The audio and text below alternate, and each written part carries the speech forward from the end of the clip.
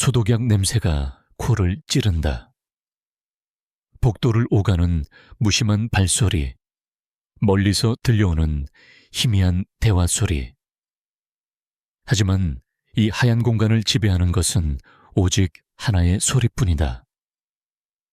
삐, 삐, 삐. 내 친구 강민준의 생명을 연장시키는 기계의 무미건조하고 규칙적인 신호음만이 방 안의 공기를 가르고 있다. 침대에 누워있는 민준의 얼굴은 창백하다. 한때 장난기 어린 웃음과 자신감으로 가득했던 얼굴은 이제 낯선 조각상처럼 미동도 없다. 그의 몸에는 여러 개의 튜브와 전선이 어지럽게 연결되어 마치 기계의 일부가 되어버린 듯하다. 사람들은 말했다. 유능한 스마트홈 시스템 엔지니어. 작은 회사의 성실한 대표였던 강민준이 취미로 즐기던 등산 중 발을 헛디뎌 절벽 아래로 추락했다고. 단순한 실족 사고, 운이 나빴을 뿐이라고. 하지만 나는 안다. 그것은 사고가 아니었다. 민준을 이 침대에 눕게 한 것은 단순한 불운이나 실수가 아니었다. 그것은 차갑고 계산적이며 인간의 얼굴을 한 무언가의 소행이었다. 그리고 그 진실을 아는 대가로 나는 친구의 텅 빈 눈을 마주하며 끝없는 죄책감에 시달려야만 한다. 민준아. 나의 목소리는 메마른 병실 공기 속으로 힘없이 흩어진다. 웹툰 작가인 내게 이야기는 세상의 전부였다. 상상 속에서 수많은 세계를 만들고 인물들에게 생명을 불어넣었지만 정작 내 가장 소중한 친구가 휘말린 이 끔찍한 현실의 이야기 앞에서는 아무것도 할 수 없었다. 나는 그저 무력한 관찰자였다. 마지막 순간 그의 경고를 더 심각하게 받아들이지 못했던 어리석은 방관자였다. 의사는 희망을 버리지 말라고 했다. 하지만 매일같이 의식 없는 친구의 곁을 지키며 나는 조금씩 희망이라는 단어의 의미를 잃어가고 있었다. 그러다 문득 이런 생각이 들었다.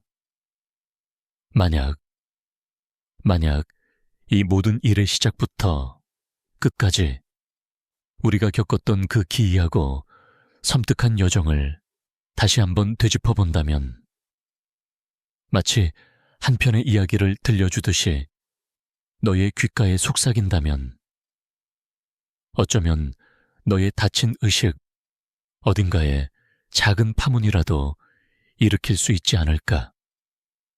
그래, 이건 기도다. 내가 할 수 있는 유일한 발버둥이자 너를 위한 마지막 이야기다.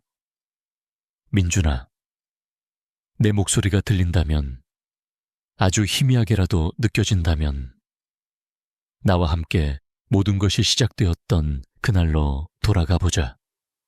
찌는 듯한 여름의 열기가 채 가시지 않았던 몇 달 전, 네가 한 통의 의뢰, 전화를 받았던 바로 그 순간으로 모든 비극은 아주 평범하고 사소한 일상 속에서 우리도 모르는 사이 조용히 그 서막을 열고 있었다. 모든 것은 한 통의 이메일로 시작되었다. KM 스마트 시스템 대표 강민준. 그 이름은 아직 업계에서 그리 유명하진 않았지만 꼼꼼한 일처리와 합리적인 가격으로 입소문을 타고 있었다. 그날 아침 민준이 확인한 메일함에는 스마트홈 시스템 구축 의뢰라는 제목의 글이 와 있었다. 발신인은 자신을 작가 박서연이라고 소개했다. 내용은 간단했다.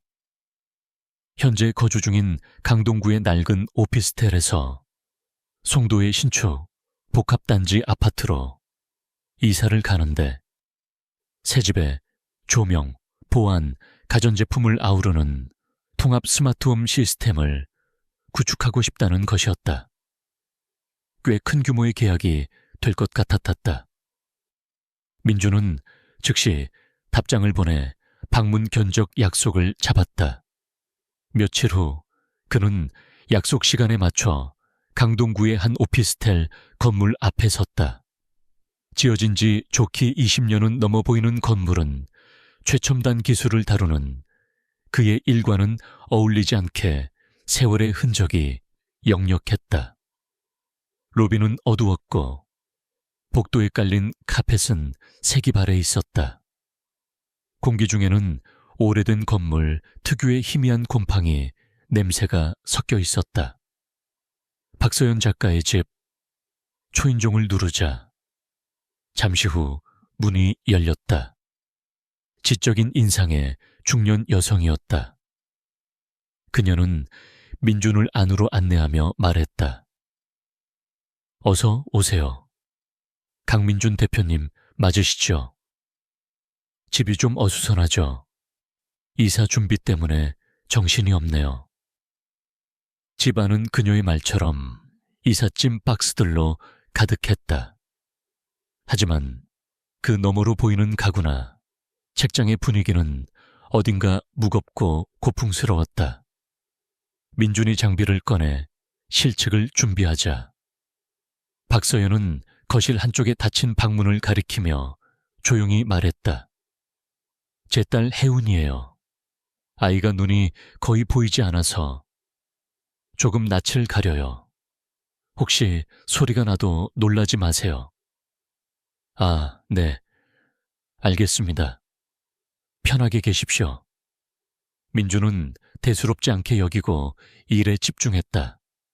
거실의 크기를 재고 조명 배선을 확인하고 각 방의 구조를 파악하며 태블릿에 꼼꼼히 기록했다.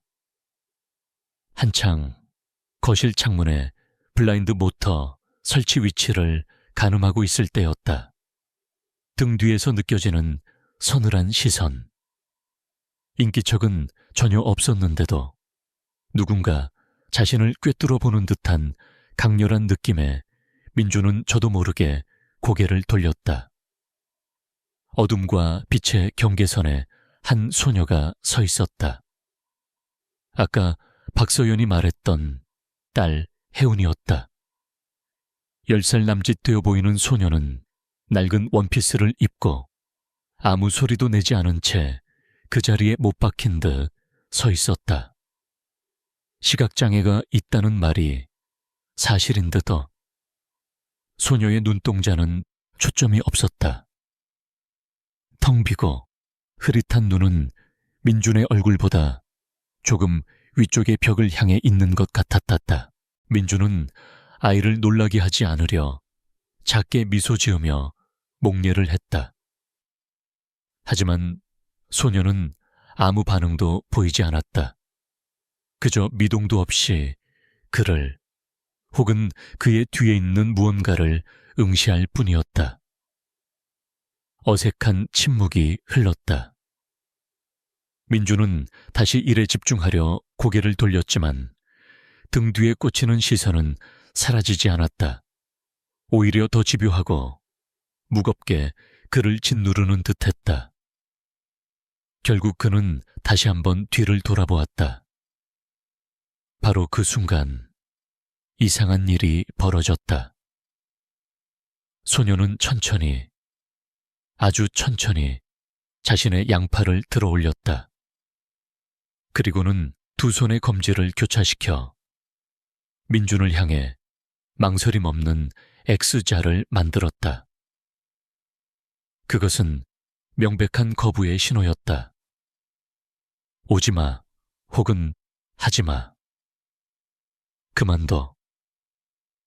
그 짧은 순간 민준의 머릿속에 온갖 해석이 스쳐 지나갔다. 하지만 그를 가장 소름 돋게 만든 것은 소녀의 눈이었다. 초점 없이 허공을 향해 있던 눈동자가 어느새 정확히 그의 눈을 향해 있었다. 그 눈은 정말 앞을 보지 못하는 사람의 눈일까? 의문이 채 가시기도 전에 소녀는 아무 일도 없었다는 듯 팔을 내리고는 그림자 속으로 스며들듯 또 조용히 자신의 방으로 사라졌다. 문이 닫히는 소리조차 들리지 않았다. 저 따님이... 민준이 무언가 말을 꺼내려 하자 부엌에서 나온 박서연이 그의 말을 가로막았다. 아이가 낯선 사람을 보면 가끔 저래요. 신경 쓰지 마세요. 견적은 다 보셨나요? 그녀의 태연한 태도에 민주는 입을 다물었다. 어쩌면 정말 아픈 아이의 의미 없는 행동일지도 모른다. 괜한 말을 꺼내봤자 실례가 될 뿐이다. 그는 남은 실측을 서둘러 마친 뒤 박서연에게 견적서를 보내주겠다고 말하고는 서둘러 그 집을 빠져나왔다. 오피스텔을 벗어나자 귀퀴한 냄새 대신 눅눅한 여름의 공기가 그를 맞았다. 하지만 이상하게도 가슴을 짓누르던 찜찜함은 사라지지 않았다. 모든 것을 꿰뚫어보는 듯했던 소녀의 텅 빈 눈동자와 그가 본 것을 부정하듯 선선명하게 그어졌던 X자 표시. 그 기묘한 잔상은 운전하는 내내 그의 머릿속을 떠나지 않았다. 며칠 후 민주는 박서연과 정식으로 계약을 맺었다. 그의 제안서가 마음에 들었던 모양이다. 계약금도 시원하게 입금되었다. 송도 신축 아파트에 공사 일정에 맞춰 자재를 주문하고 시공팀 스케줄을 짜는 동안 강동구 오피스텔에서의 기이한 만남은 바쁜 일상에 묻혀 서서히 잊혀갔다. 시간이 흘러 약속된 시공일이 되었다. 민준과 그의 팀은 며칠에 걸쳐 송도의 새 아파트에 최첨단 스마트홈 시스템을 완벽하게 구축했다. 박서연은 결과물에 크게 만족하며 장음을 치렀고 그렇게 모든 일은 순조롭게 마무리되는 듯했다 했다. 그로부터 일주일 정도 지났을까. 주말을 앞둔 금요일 저녁, 민주는 다음 프로젝트를 준비하기 위해 창고에서 어지럽게 널려있던 장비 가방을 정리하고 있었다. 각종 케이블과 공구, 측정 장비들을 꺼내 제자리에 놓던 그의 손에 낯선 물건 하나가 잡혔다. 구형 전자책 단말기 e-리더였다. 케이스는 낡았고 화면 보호 필름에는 자잘한 흠집이 가득했다. 민준의 것이 아니었다. 팀원들 중 누군가의 것일 리도 없었다. 곰곰이 생각하던 그의 머릿속에 한 장소가 떠올랐다. 송도 아파트 박서연의 집. 마지막 날 현장을 정리하며 짐을 챙길 때 아마 거실 구석에 놓여있던 이삿짐 박스 근처에서 딸려 들어온 모양이었다. 아, 이걸 어쩐다. 돌려줘야 하는데 벌써 늦은 시간이었다. 민주는 월요일에 연락해서 택배로 보내주리라 생각하며 무심코 단말기에 전원 버튼을 눌렀다. 잠시 후 오래된 흑백 액정 화면에 불이 들어왔다. 화면을 가득 채운 것은 알아볼 수 없는 점들의 나열이었다. 점자였다. 시각장애가 있다는 딸, 혜운의 것이 분명했다. 민주는 화면을 몇 번 넘겨보았다. 전부 점자로 된 파일들 뿐이었다. 그는 아이의 사적인 공간을 엿보는 것 같아 미안한 마음에 전원을 끄으려 했다. 바로 그때 그의 눈에 파일 목록 하단 구석에 있는 작은 폴더 아이콘 하나가 들어왔다. 다른 점자 파일들과는 달리 폴더 이름이 영문으로 아카이브라고 되어 있었다. 단순한 호기심이었을까? 아니면 무언가에 이끌린 걸까?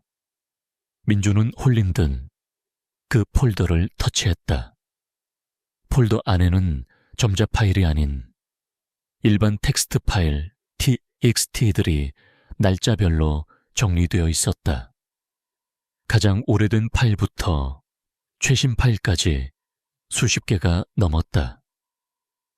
망설임 끝에 그는 가장 위에 있는 가장 오래된 파일을 열었다. 화면에는 짧고 건조한 문장들이 나타났다. 마치 누군가를 관찰하고 기록한 보고서 같았다. 박서연은 이 시를 좋아하지 않는다. 박서연은 이 시를 죽이고 싶어 한다. 박서연은 중국 사람이다. 나도 중국 사람일까? 이 시는 세 번째 아파다. 이 시도 사라졌다. 박서연은 김 씨를 데려왔다. 박서연은 김 씨를 싫어한다. 민주는 숨을 죽인 채 화면을 스크롤했다. 페이지를 넘길수록 내용은 점점 더 기괴하고 섬뜩해졌다.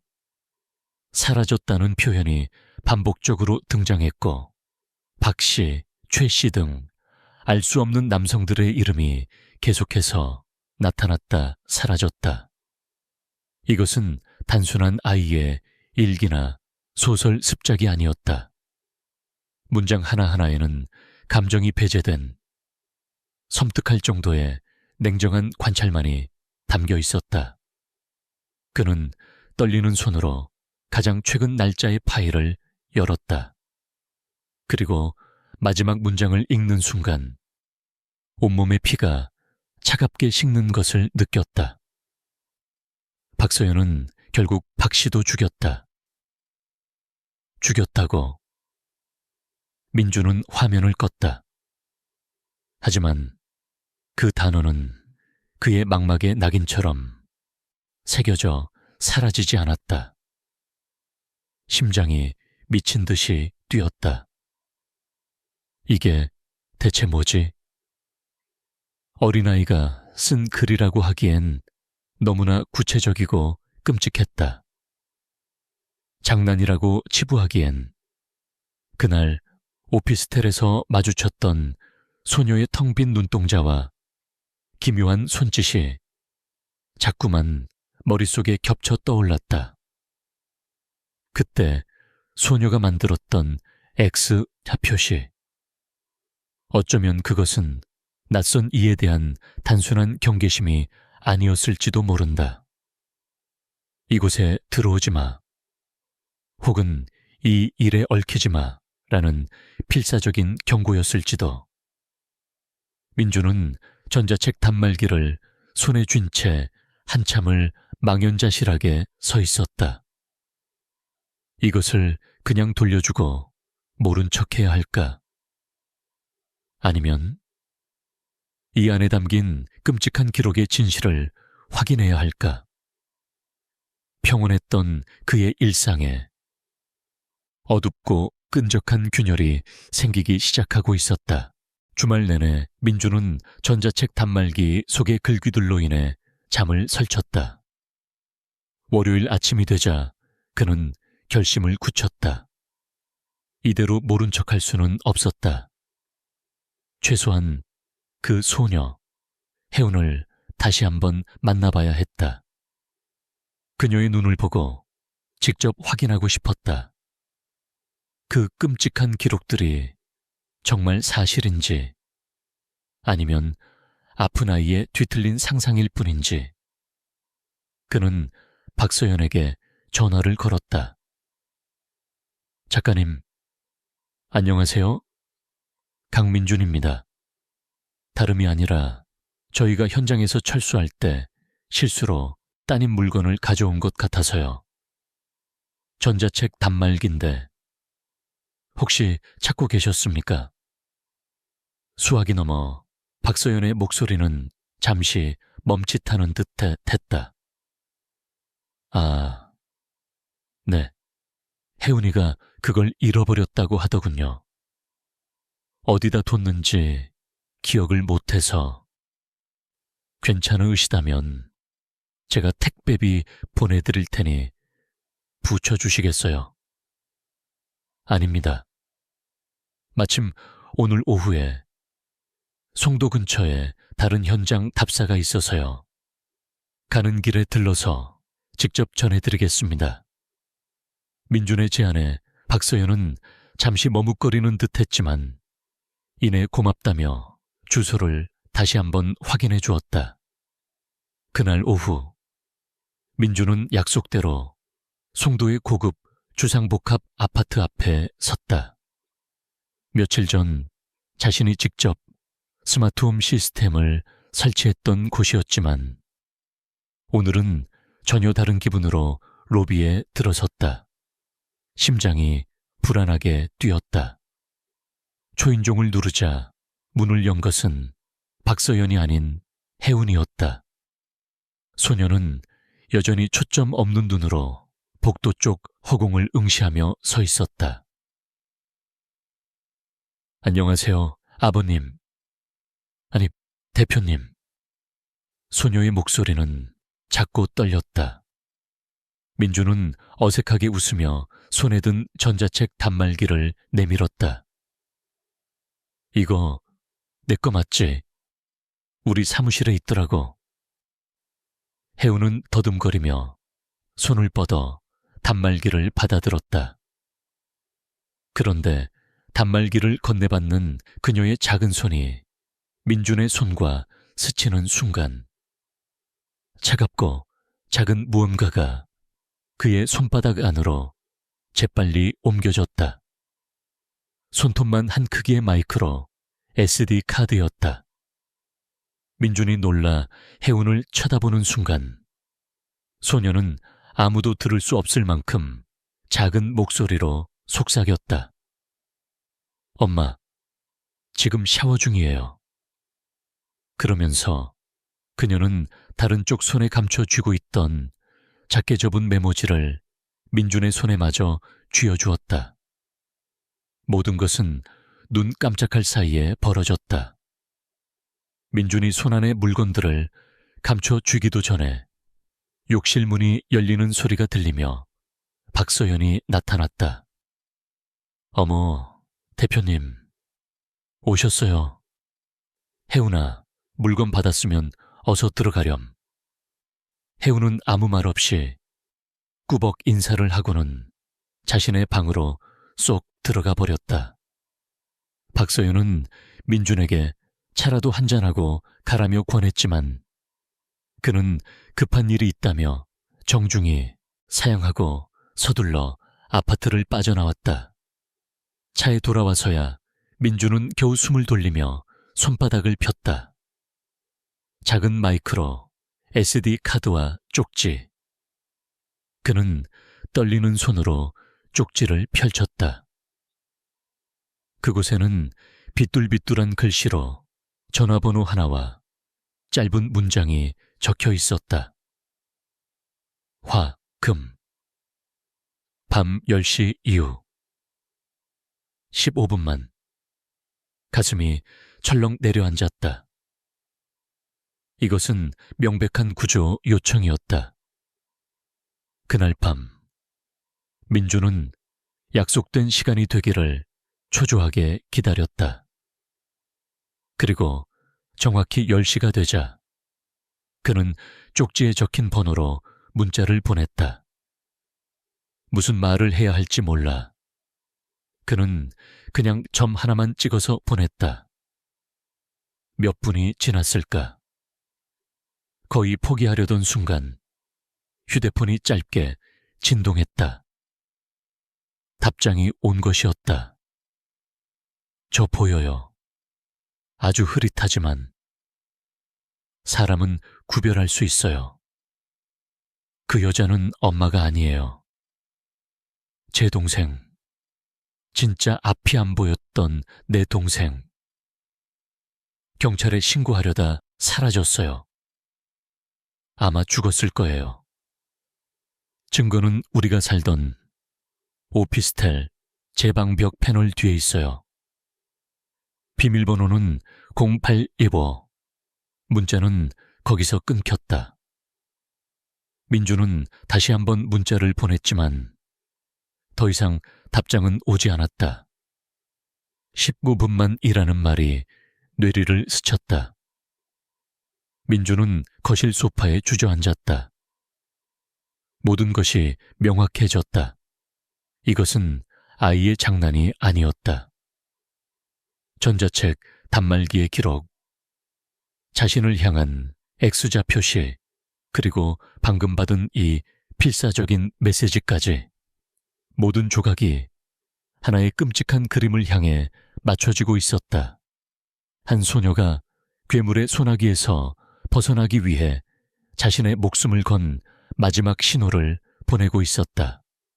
그리고 이제 그 신호를 받은 사람은 세상에서 오직 자신뿐이었다. 그날 밤 민주는 뜬 눈으로 밤을 새웠다. 머릿속은 혼돈 그 자체였다. 당장 경찰에 신고해야 할까? 하지만 혜운의 동생이 경찰에 신고하려다 사라졌다는 말이 마음에 걸렸다. 섣불리 움직였다가 소녀를 더 큰 위험에 빠뜨릴 수도 있었다. 그렇다고 이대로 가만히 있을 수도 없는 노릇이었다. 증거는 벽 패널 뒤에 있어요. 혜운의 마지막 문자가 계속해서 그의 머릿속을 맴돌았다.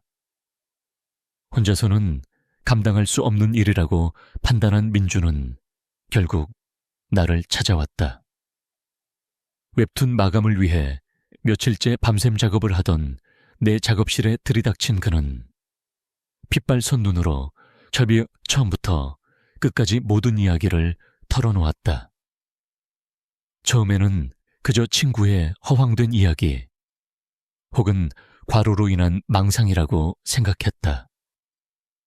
하지만 그가 보여준 전자책 단말기의 기록과 혜운에게서 받은 메시지를 보자 나 역시 등골이 서늘해지는 것을 느꼈다.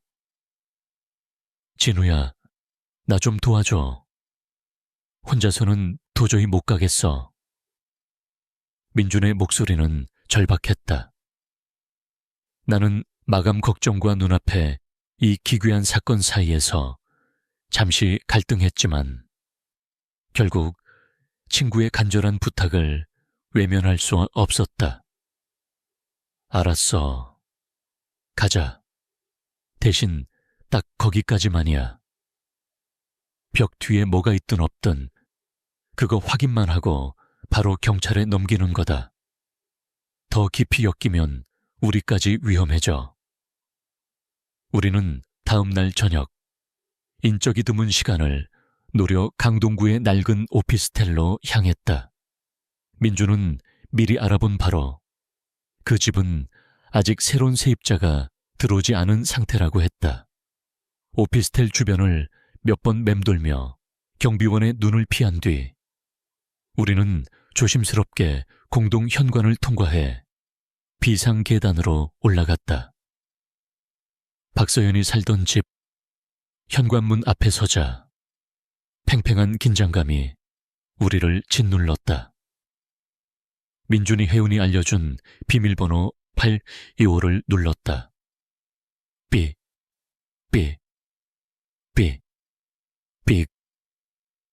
둔탁한 소리와 함께 도록이 해제되었다. 열렸다. 민준의 낮은 목소리와 함께 우리는 어둠이 깔린 집 안으로 들어섰다. 이삿짐이 모두 빠져나간 내부는 텅 비어 있었고 창문으로 들어오는 희미한 도시의 불빛만이 휑한 공간을 겨우 비추고 있었다. 공기 중에는 먼지와 함께 무언가 불길한 기운이 감도는 듯했다. 우리는 휴대폰 플래시를 켜고 곧장 혜운의 방으로 향했다. 방은 작고 아담했다. 가구가 있던 자리만 색이 바래지 않아 희미한 흔적을 남기고 있었다.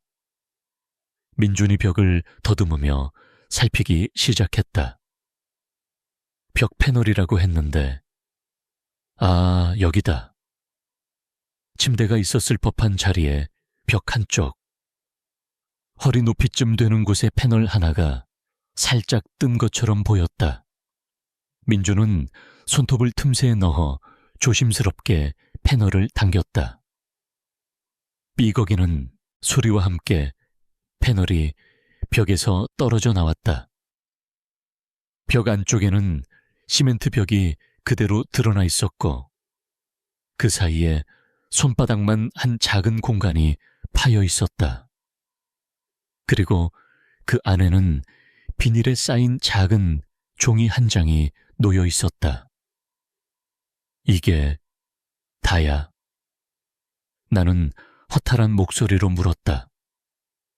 우리는 최소한 일기장이나 사진 같은 구체적인 증거를 기대했다.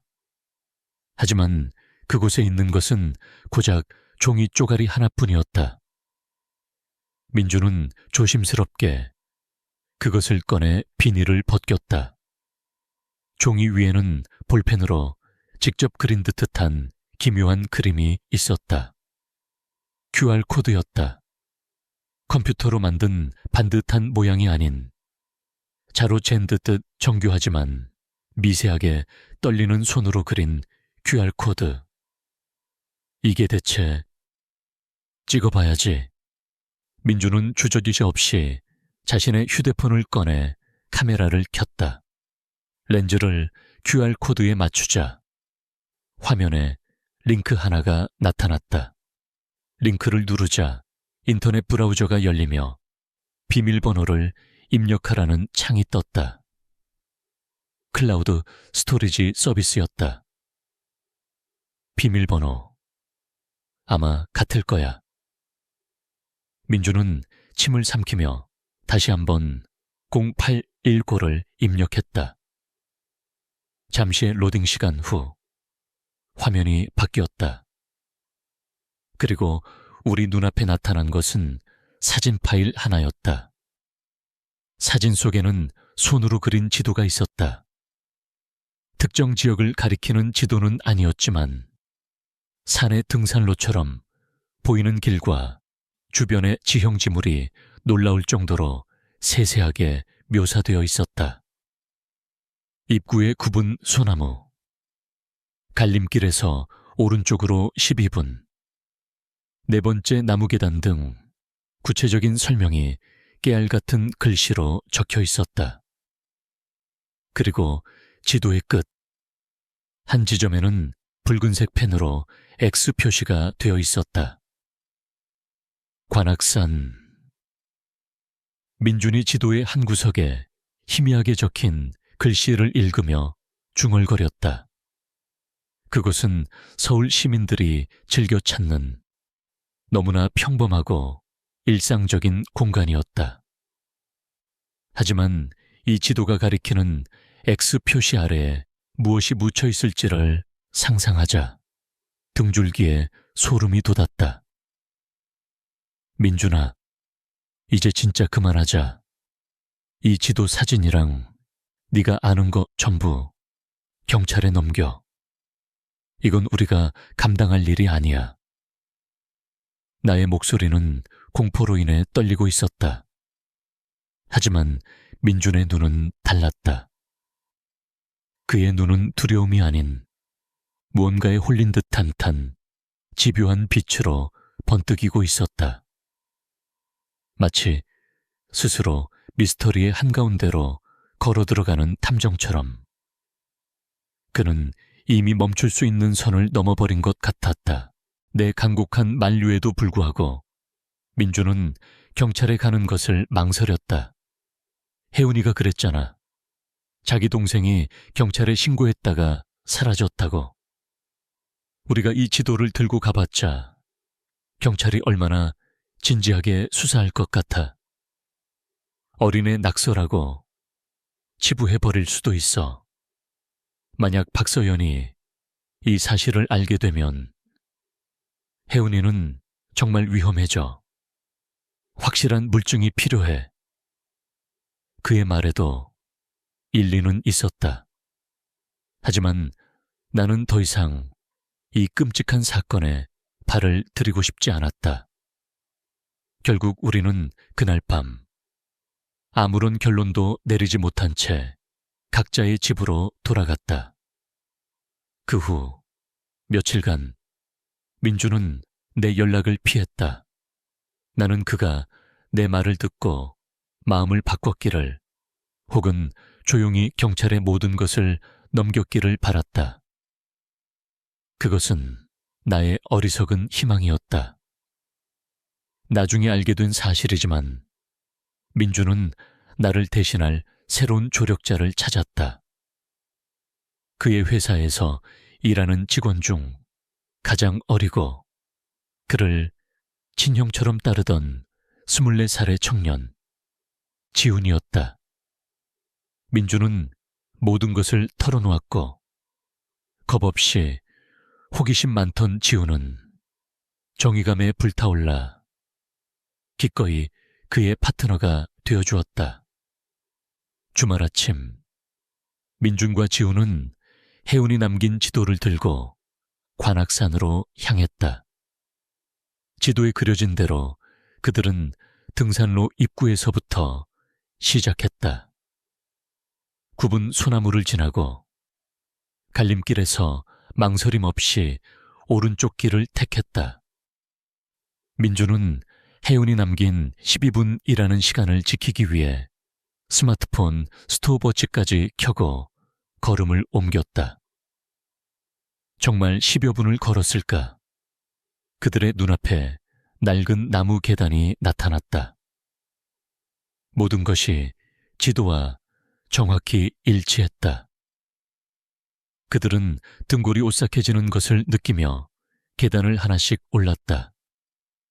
하나, 둘, 셋, 그리고 넷. 네 번째 계단 옆, 지도에 표시된 대로 난간이 부서져 길이 트여 있었다. 그들은 등산로를 벗어나 숲속으로 들어갔다. 축축한 흙냄새와 나무집 썩는 냄새가 코를 찔렀다. 1분 정도 걸었을까? 지도에 그려진 대로 커다란 떡갈나무 한 그루가 그들의 앞을 막아섰다. 나무의 중간 부분에는 마치 누군가 일부러 파낸 것처럼 껍질이 깊게 패인 흉터가 있었다.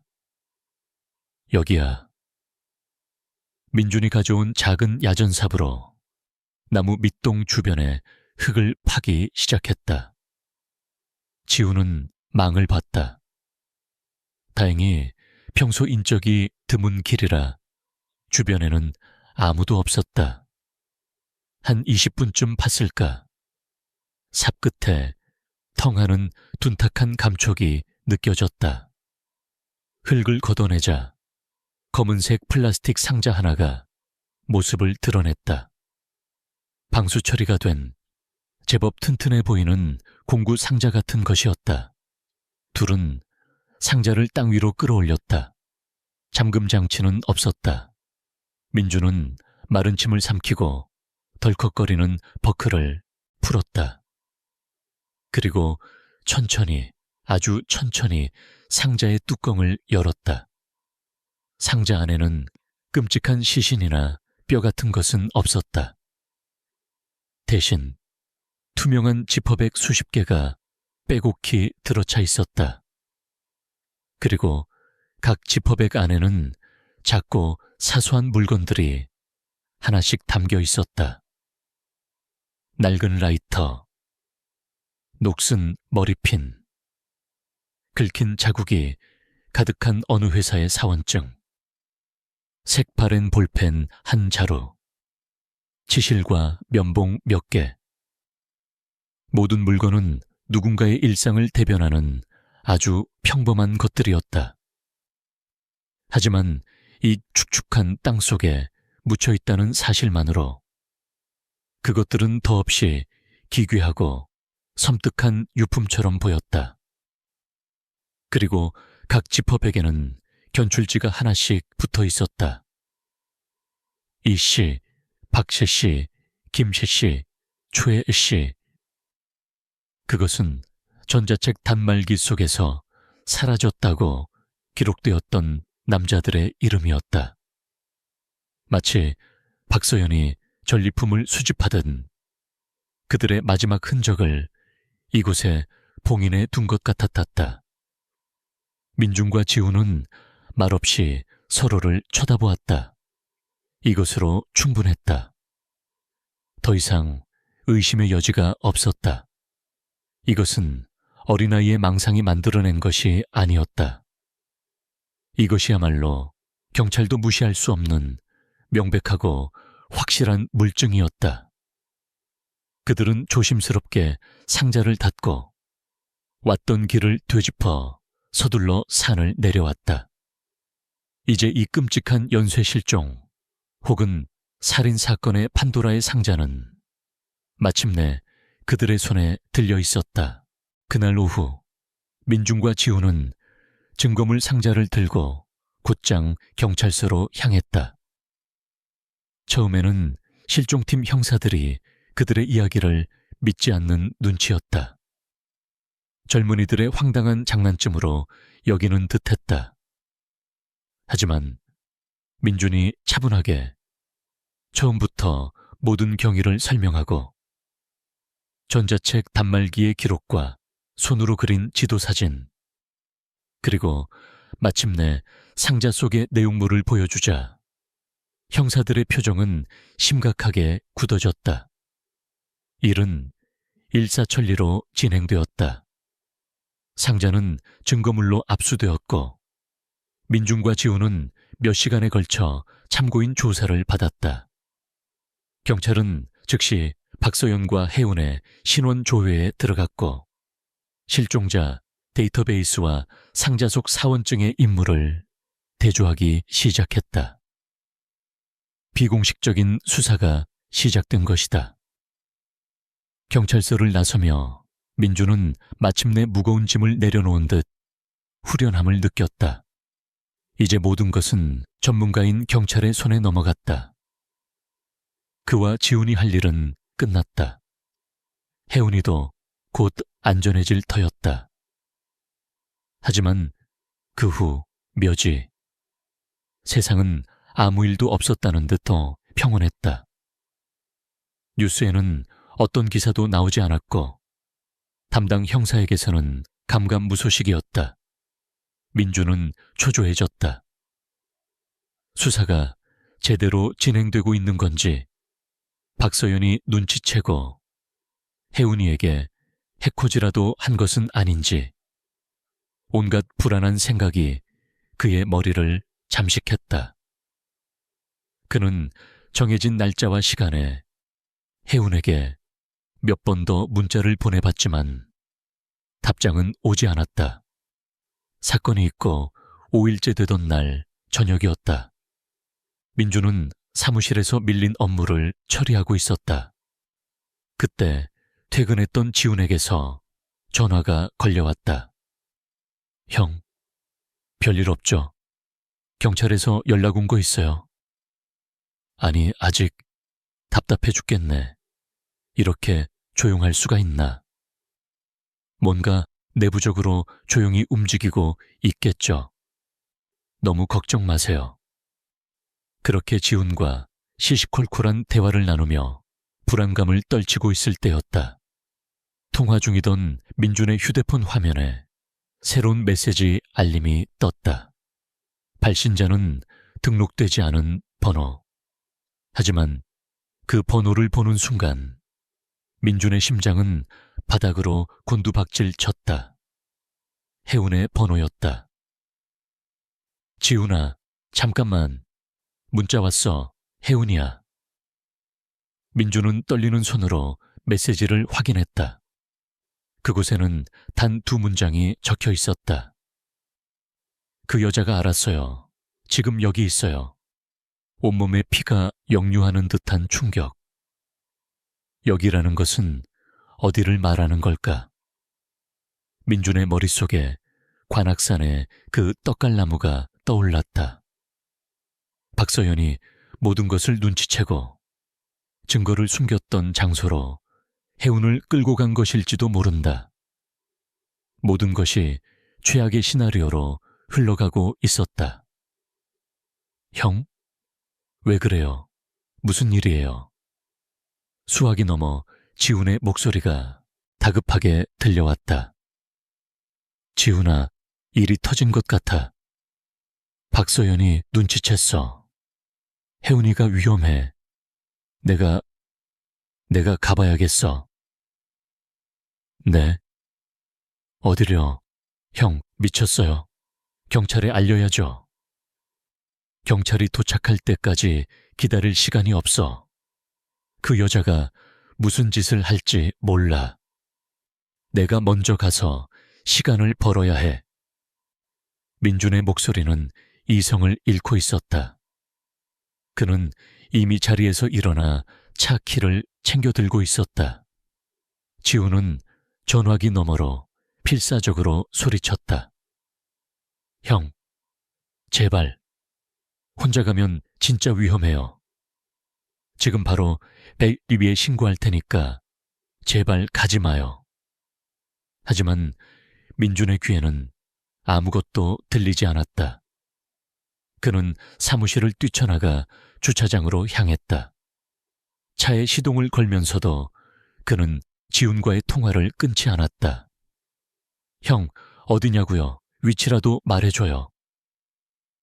관악산, 그 떡갈나무 있는 곳, 너도 알잖아. 차가 밤의 도로를 질주하기 시작했다. 수화기 너머로는 거친 엔진 소리와 민준의 가쁜 숨소리, 그리고 지훈의 절박한 외침이 뒤섞여 들려왔다. 지훈은 이미 112의 신고를 마친 상태였다. 그는 어떻게든 민준을 말리거나 최소한 그가 도착할 때까지 시간을 끌어야 했다. 형, 거의 다 왔어요. 주변에 뭐 보여요? 입구 지났어. 이제 올라가야 해. 민준은 차를 등산로 입구 근처에 아무렇게나 세워두고는 어두운 상일로 뛰어들었다. 휴대폰 플래시 불빛이 거칠게 흔들렸다. 전화기 너머로 흙을 밟는 소리, 나뭇가지에 옷이 스치는 소리, 그리고 무엇보다 공포와 분노로 뒤섞인 민준의 거친 숨소리가 생생하게 들려왔다. 형, 제발. 경찰 곧 도착할 거예요. 거기서 기다려요. 지훈의 외침에 민준이 무언가 대답하려는 순간이었다. 아, 민준의 짧은 탄식. 그리고 그 직후 수화기 너머로 지훈의 귀를 찢는 듯한 소리가 들려왔다. 그것은 민준의 비명이었다. 짧고 끔찍하며 모든 것이 끝났음을 알리는 절규. 비명은 무언가에 부딪히는 둔탁한 충격음과 함께 순식간에 끊어졌다. 쿵, 구구궁. 무언가 경사면을 굴러떨어지는 소리가 희미하게 이어졌다. 그리고 정적. 형, 대답 좀 해봐요. 강민준, 형. 지우는 미친 듯이 소리쳤지만 수화기 너머에서는 스산한 밤바람 소리 외에는 아무것도 들려오지 않았다. 그렇게 민준과의 마지막 통화는 끊어졌다. 다시 현재 병원 복도의 차가운 공기가 폐부 깊숙이 스며든다. 나는 민준의 침대 옆에 놓인 작은 의자에 앉아 멍하니 그의 얼굴을 내려다본다. 하얗게 질린 얼굴, 미동도 없는 속눈썹, 규칙적으로 오르내리는 가슴. 기계음만이 그가 아직 살아있음을 증명하고 있다.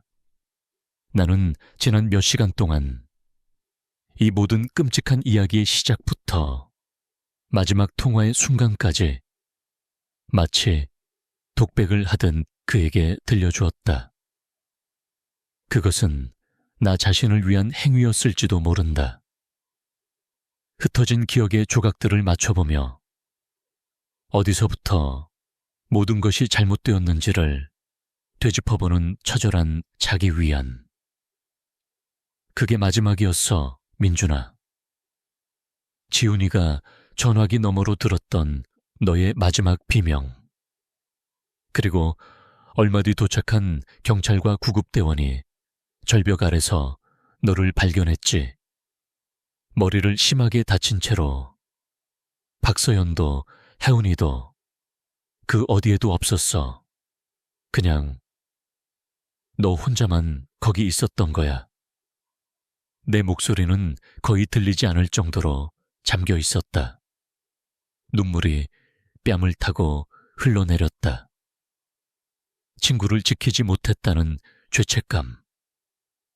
그리고 이 모든 비극의 진실을 알지 못한 채 끝나버릴지도 모른다는 절망감이 나를 짓눌렀다. 그러니까 제발 일어나. 일어나서 말해줘. 그날 밤 그곳에서 대체 무슨 일이 있었던 건지. 내 말이 끝나기 무섭게 기적 같은 일이 벌어졌다. 민준의 굳게 감겨있던 눈꺼풀이 미세하게 파르르 떨렸다. 그리고 그의 오른손 손가락들이 아주 조금씩 마치 무거운 쇠사슬을 들어 올리려는 듯 힘겹게 움직이기 시작했다. 민준아. 나는 숨을 죽인 채 그의 얼굴에 바싹 다가갔다. 그의 입술이 아주 희미하게 달싹였다. 무언가 말을 하려는 듯했다. 나는 거의 그의 입술에 귀를 가져다 댔다. 가늘고 갈라진 소리. 처음에는 의미 없는 신음처럼 들렸다. 하지만 그는 온 힘을 다해 남은 생명의 마지막 한 조각까지 쥐어짜 내듯 그 단어들을 뱉어냈다. 하, 이가. 그의 목소리는 거기서 끊어졌다. 그는 다시 깊은 숨을 몰아쉬었다. 나는 그를 재촉하지 않고 기다렸다. 잠시 후 민주는 다시 한번 입을 열었다. 그리고 그가 내뱉은 마지막 한마디는 내 온 세상이 무너져 내리는 듯한 충격이었다. 나를 밀었어. 그 말을 끝으로 민준의 눈은 다시 힘없이 감겼다. 꿈틀거리던 손가락도 축 늘어졌다. 방 안에는 다시 규칙적인 기계음만이 울려 퍼졌다. 하지만 내 귀에는 더 이상 그 소리가 들리지 않았다.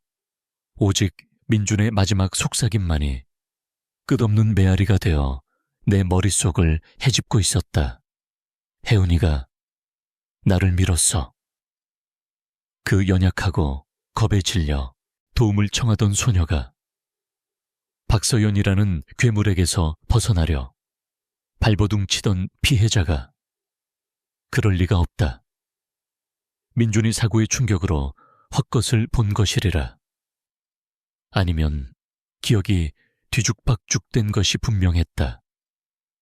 하지만 내 머릿속 한편에서는 이성적인 목소리가 속삭였다. 저 보여요. 아주 흐릿하지만. 혜은이는 그렇게 말했다. 완전한 맹인이 아니었다. 그 여자가 알았어요. 지금 여기 있어요. 혜은이는 어떻게 박서연이 경찰 수사를 눈치채했다는 사실을 알았을까? 그리고 그 메시지는 민준을 그 위험한 장소로 유인하기 위한 너무나 완벽한 미끼가 아니었던가. 나는 혼란 속에서 몸을 떨었다. 지금까지 내가 믿고 있던 모든 것이 송두리째 흔들리고 있었다. 선과 악, 피해자와 가해자의 경계가 무너져 내리고 그 자리에는 더 거대하고 심연 같은 악의가 모습을 드러내고 있었다. 민준이 맞서 싸우려 했던 것은 박서연이라는 괴물이 아니었다. 그는 처음부터 순진한 어린 양의 탈을 쓴 더 교활하고 잔인한 존재의 소나기에서 놀아나고 있었던 것이다. 충격에서 벗어난 나는 곧바로 민준의 사건을 담당했던 형사에게 연락했다.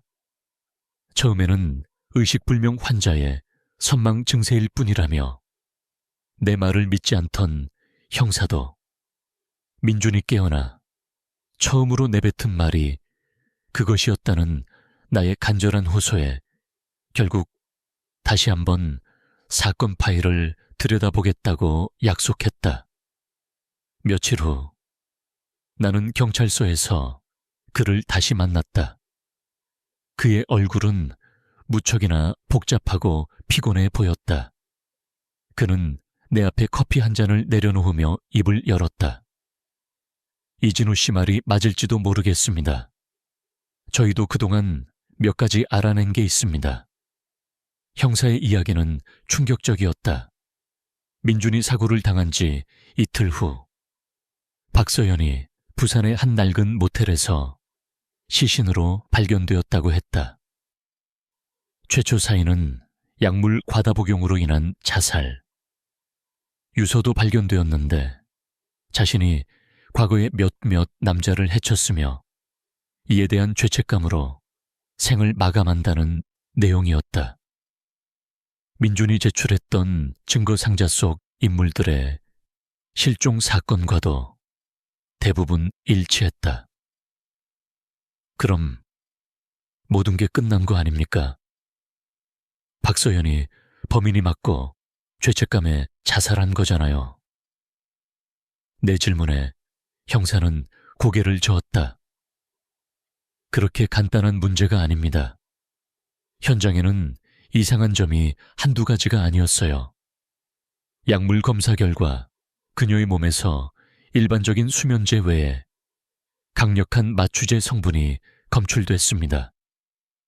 자살하는 사람이 굳이 마취제를 쓸 이유가 없죠.